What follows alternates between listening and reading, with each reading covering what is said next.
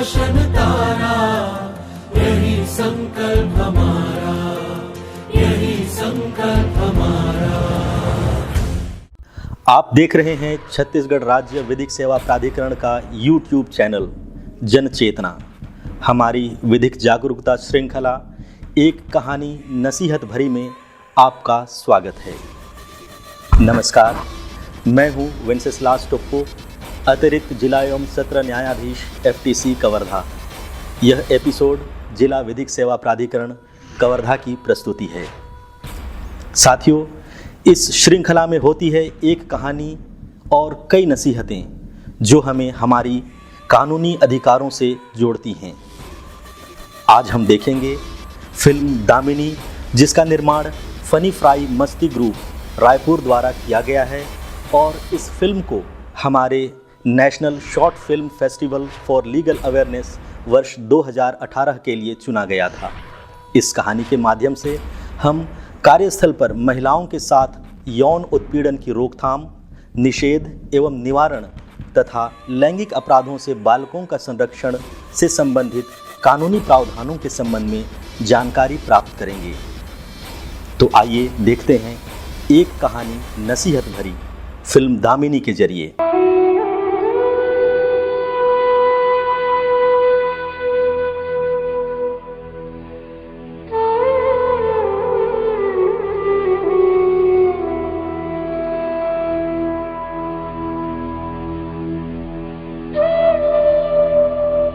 Doctor साहब, बाबूजी की तबीयत कब तक ठीक हो जाएगी? देखिए, ऐसे केसेस में कुछ कहा नहीं जा सकता, बस कुछ उम्मीदें हैं। इनके मानसिक संतुलन बिगड़ जाने की वजह से इनके हेल्थ पे बैड इफेक्ट आया है। मैं कुछ दवाइयाँ लिख देता हूँ जिसको समय पर दे दीजिएगा।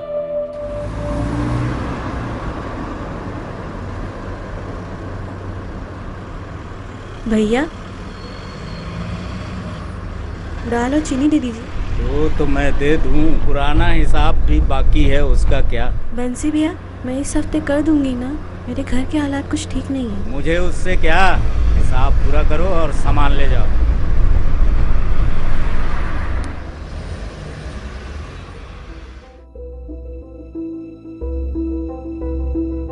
सेठ जी, आप? क्या है कि महीना पूरा हो गया ना, तो किराया लेने आया था और पिछले महीने का भी बाकी है। सेठ जी, आप तो जानते ही हैं मेरे घर की हालात। इसके बाबा के इलाज में ही पूरा पैसा चला जाता है। अगर मुझे थोड़ा सा और समय मिल जाता तो। मजबूरियां मैं भी समझता हूँ, पर क्या करूँ, मेरी भी जरूरतें हैं, मुझे भी पैसे की जरूरत पड़ती है। मैं कुछ नहीं जानता, कल शाम तक किराया दे दो, नहीं तो मकान खाली कर दो।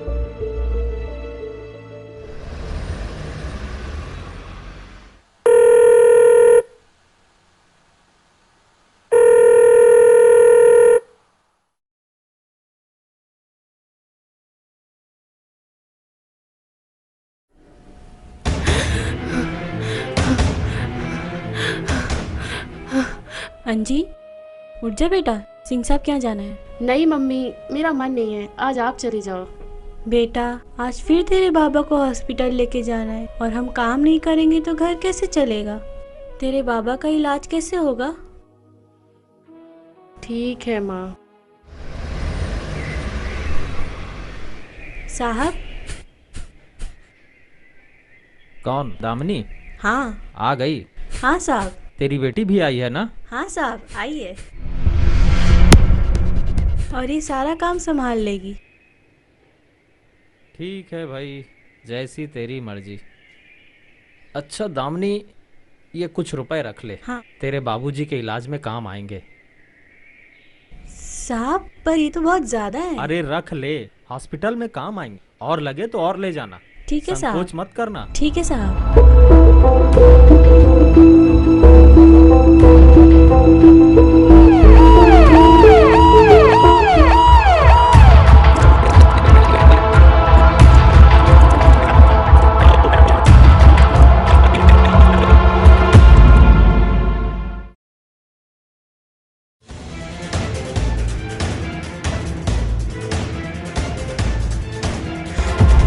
अंकल, माँ है क्या?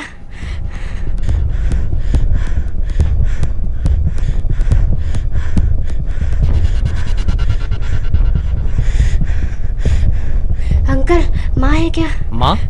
कौन माँ? अंजी, तू यहाँ? क्या हुआ? अरे दामिनी, ये तेरी बेटी है? माँ जल्दी चलो, बाबा का तबीयत बहुत खराब है। साहब, मैं घर से होकर आ जाऊँ क्या? ठीक है, जल्दी आ जाना।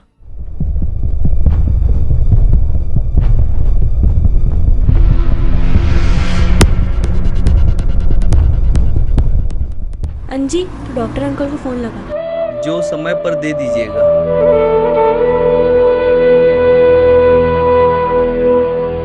पर इनका ऑपरेशन जल्द ना हुआ तो डॉक्टर साहब, कितना खर्चा आ सकता है? यही कोई 40 से 50 हजार रुपए, पर ऑपरेशन जल्द लेना होगा। ठीक है डॉक्टर साहब, मैं इंतजाम करती हूँ। अंजी, हाँ माँ। तू बाबा का ध्यान रख, मैं सिंह साहब के पास से आती हूँ। ठीक है माँ। साहब, मुझे कुछ रुपयों की जरूरत है। रुपयों की जरूरत है? अरे पिछले हफ्ते ही तो ले गई थी। कितने रुपए दे चुका हूँ मैं तुम्हें, और वैसे भी अभी तू एडवांस पे चल रही है, फिर रुपयों की जरूरत है? साहब, मेरे बाबूजी की हालत बहुत खराब है। मैं अकेली कहाँ कहाँ भटकूंगी, मुझे आप ही का तो सहारा है साहब। वो सब तो ठीक है दामिनी, पर घर के काम का क्या होगा? अब देखना, 2 दिन से खाना बनाने वाली भी नहीं आ रही है। अब तुझसे तो खाना बनवाऊंगा नहीं ना। अब 2 दिन से खाना भी मैं ही बना रहा हूँ। अब क्या झाड़ू पोछा बर्तन कपड़े ये सब भी मैं ही करूँ? घर के काम का क्या होगा दामिनी? ठीक है साहब, मैं अपनी बेटी को भेज दूंगी काम पे फिर। हाँ दामिनी, ये ठीक रहेगा। तू अपने बाबूजी की सेवा कर, तेरी बेटी घर का काम संभाल लेगी। अच्छा हाँ हाँ हाँ, ये कुछ रुपए रख ले, कल ले जाना। जी ठीक है, अपनी बेटी को भेज दो, वो संभाल लेगी घर का काम। तू सेवा कर, चिंता मत करना, मैं हूँ।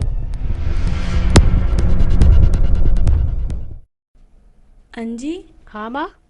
बाबा को लेकर हॉस्पिटल जा रही हूँ, आज तो सिंह साहब के यहाँ काम पर चली जा। ठीक है माँ।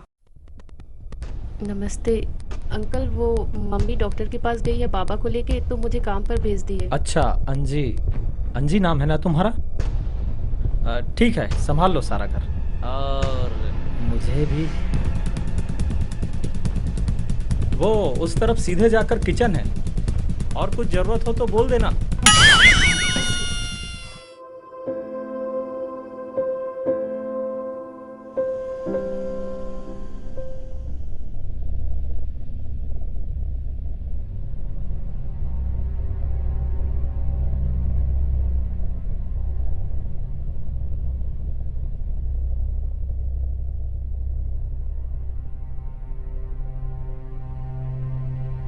अंजी जरा सुनो, उसे वहीं रख दो, वहीं रख दो। आओ इधर बैठो मेरे पास।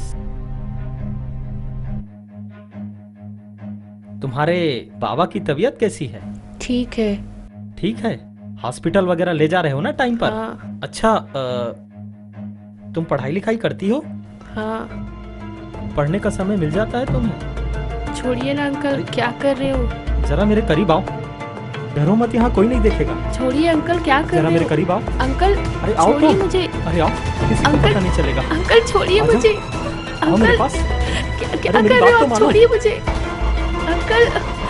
देख अंकल मेरी बात मान जा। छोड़िए मुझे। मान जा मेरी बात। अंकल तू समझती नहीं, क्यों नहीं? अंकल नहीं, छोड़िए मुझे। कोऑपरेट कर मुझे, अंकल नहीं। कोऑपरेट कर।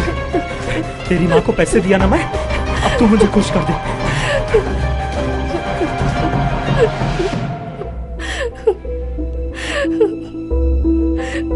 ये ले, पहन ले।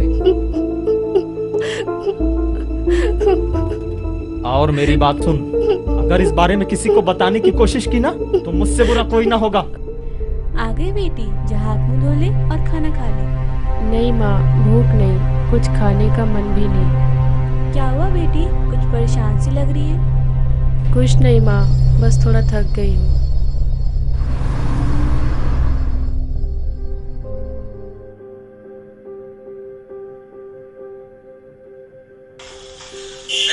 मैंने तुम्हारे लिए एक गिफ्ट भेजा है, वीडियो पसंद आया ना? बिना कपड़ों के बहुत खूबसूरत लगती हो।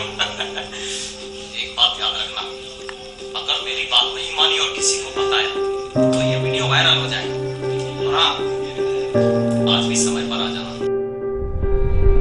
जानती है ना क्या करना है। ओहो, मैं तो अंजी को पर्स देना भूल गई। छोड़ो ना अंकल, देख छोड़ो। पहली बार हो रहा है। अंकल छोड़िए क्यों ना। है? किसी को भी अंकल। पता नहीं चलेगा। हाँ? अंकल मान जा। छोड़िए ना अंकल। अब तो तुझे मेरे साथ ही रहना है। अंकल छोड़िए ना अंकल। नखरे मत कर। अंकल अंकल छोड़िए ना अंकल।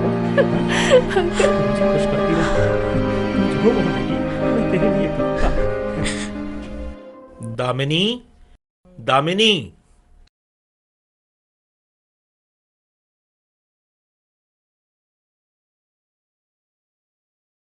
क्यों पैसा देने का इरादा नहीं है क्या? आपको पैसे ही चाहिए ना?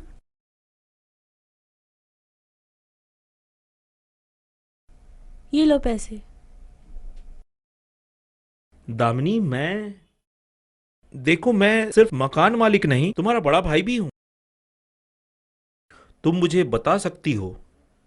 भैया, मेरी अंजलि के साथ सिंह साहब बहुत गलत कर क्यों? रहे हैं। क्या हुआ? उसके साथ जबरदस्ती किए। दामिनी बहन, इतनी बड़ी घटना हो गई और तुमने कोई कार्रवाई नहीं की? भैया, मैं अकेली बेसहारा औरत कर भी क्या सकती हूँ? इस देश का कानून तुम्हारे साथ है, तुम्हें तुरंत इसकी शिकायत थाने में करनी चाहिए। ये बहुत गंभीर अपराध की श्रेणी में आता है। पास्को एक्ट 2012 सेक्शन 4 के तहत 10 साल की सजा हो सकती है। किसी के साथ अश्लील फोटो खींचना, वीडियो बनाना और उसके आधार पर ब्लैकमेल करना घृणित अपराध है, जिसके लिए आईटी एक्ट की धारा 503 और आईपीसी की धारा 295(1) के तहत कड़ी सजा का प्रावधान है, जिसमें 3 वर्ष से 7 वर्ष तक की सजा हो सकती है। दामिनी बहन, अब देर मत करो, जल्दी 100 नंबर डायल कर इसकी शिकायत करो।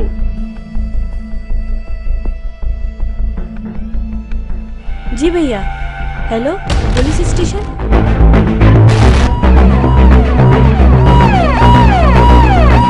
सर रुकिए रुकिए, यही घर है।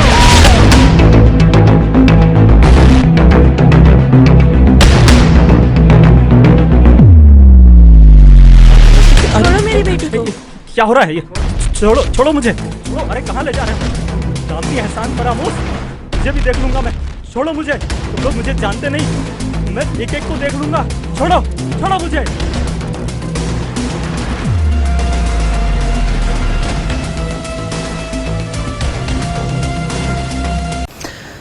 साथियों, अभी हमने देखी फिल्म दामिनी, जो कि कार्यस्थल पर महिलाओं के साथ यौन शोषण के साथ साथ बालिकाओं के साथ होने वाले लैंगिक अपराध से भी संबंधित है। आइए हम कुछ महत्वपूर्ण बिंदुओं पर गौर करें। हमने देखा कि एक नाबालिग बालिका घरेलू काम करने के लिए जाती है, जहां उस व्यक्ति द्वारा जिसने उस बालिका को काम पर लगाया है उसका यौन शोषण किया जाता है। दूसरा, कि ऐसी घटना की जानकारी पीड़ित बालिका की मां को होती है।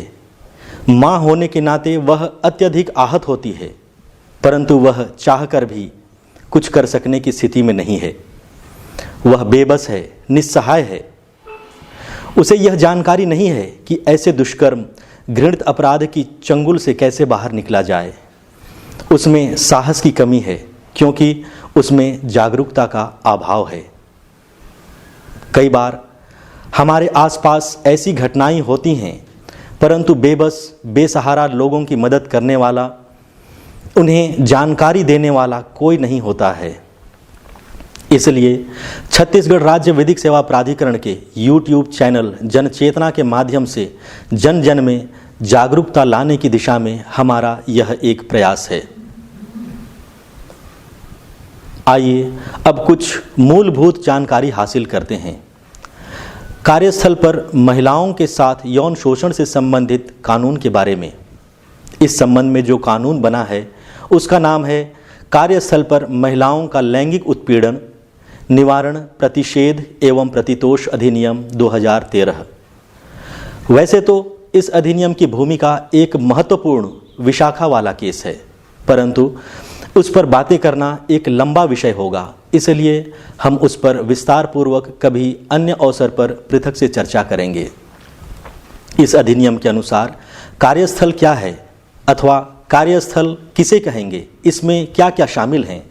पहला, कोई भी शासकीय, अर्धशासकीय अथवा गैर शासकीय संस्थान। दूसरा, कोई भी व्यक्तिगत संगठन, व्यावसायिक, औद्योगिक, शैक्षणिक, स्पोर्ट्स संस्थान, ऑडिटोरियम, खेल कूद प्रतियोगिता स्थल, दुकान आदि। अस्पताल, नर्सिंग होम। अगला है, किसी कर्मचारी द्वारा नौकरी के दौरान किसी स्थान पर जाना आना जिसमें नियोक्ता द्वारा उपलब्ध कराया गया यातायात भी शामिल है। और अंत में घर अथवा आवास।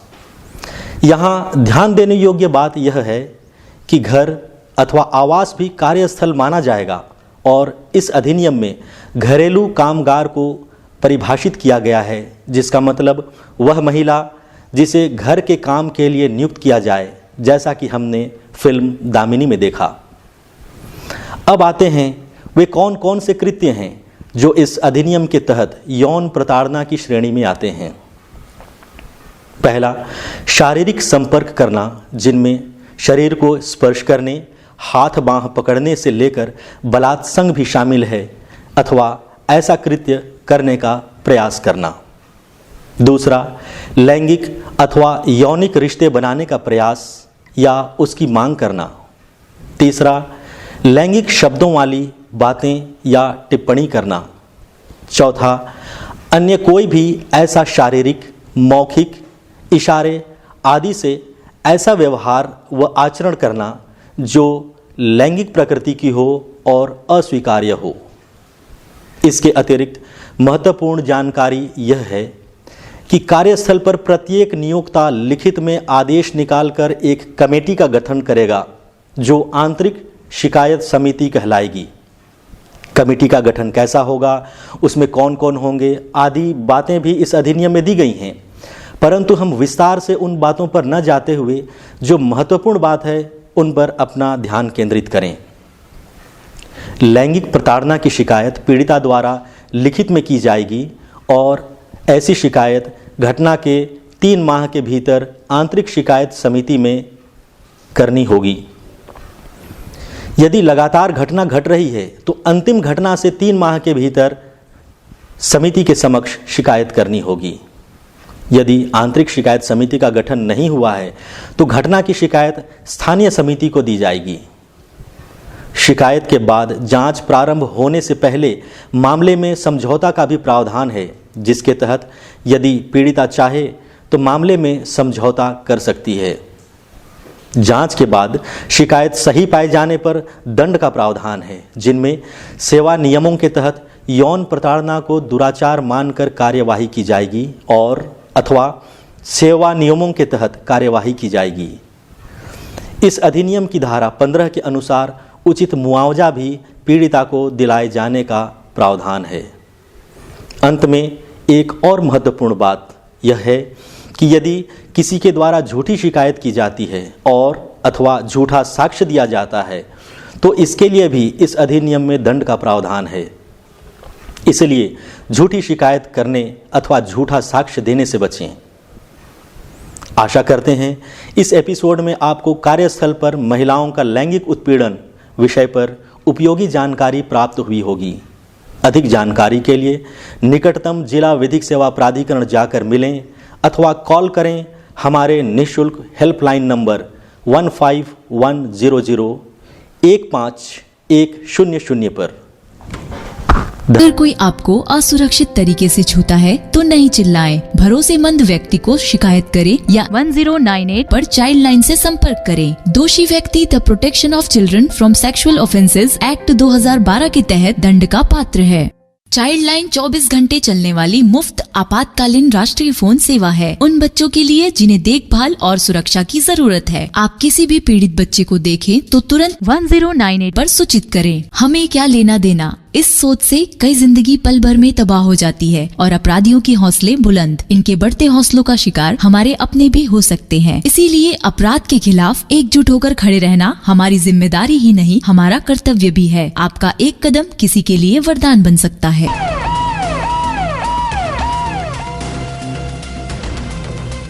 ऐसी हो रही घटनाओं को अनदेखा ना करें। अच्छे नागरिक की तरह पुलिस को तत्काल सूचित करें। जय हिंद, जय भारत।